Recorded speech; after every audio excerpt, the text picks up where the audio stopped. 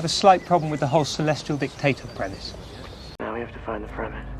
You're standing in one of the last great cathedrals in this country, built on the premise that you and you alone are responsible for the consequences of your actions. Welcome to Talk Word, where we explore the meaning, origin, and real-world usage of English words. Let's jump right in. Imagine a funny pitch meeting for a brand new streaming show. One person is asked to explain the show's central idea. But, instead of giving a simple answer, they completely panic. They start describing literally every single character, every minor subplot, all the crazy surprises, and this massive final twist. It's a total disaster. The conference room becomes this confusing maze of sticky notes and connecting strings just everywhere. Everyone in the room is just completely lost. Until, finally, someone stops the presentation, cuts right through all that chaos, and reduces those complicated notes down to one single memorable foundation. And it's this: a detective cat secretly runs a bakery. Suddenly, boom, the light bulb goes on, everyone understands the show. And that is why today's word is premise.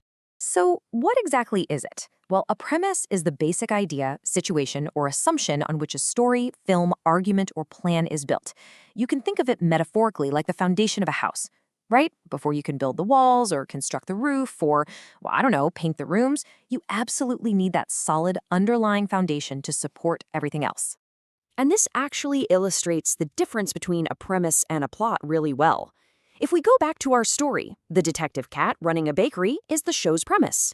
The specific characters, the clues they find, the comic accidents in the kitchen, and how the story eventually ends, all of those events belong to the plot that grows out of that premise.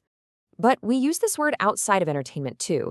You'll hear it a lot in workplace discussions or debates. For example, you might say, our new strategy is based on the premise that customers want faster delivery. But just like a cracked pillar can't support a heavy roof, if you're critiquing a bad plan, you could argue, your whole argument is built on a flawed premise, or even a false premise. So it is incredibly common to hear people talk about the basic premise, the central premise, or an underlying premise of an idea. Now, before we wrap up, there is one quick exception you should know about. When you see the plural noun premises with an S at the end, it can have a totally different meaning.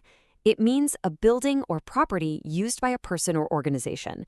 So you'll often see signs that say, no smoking on the business premises. But remember, our main focus today is on that idea of a foundation.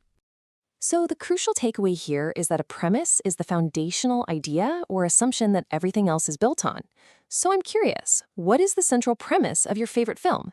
If you want to explore more English words like this, check out the companion app, TalkWord, where you can listen to podcast-style explanations of any English word.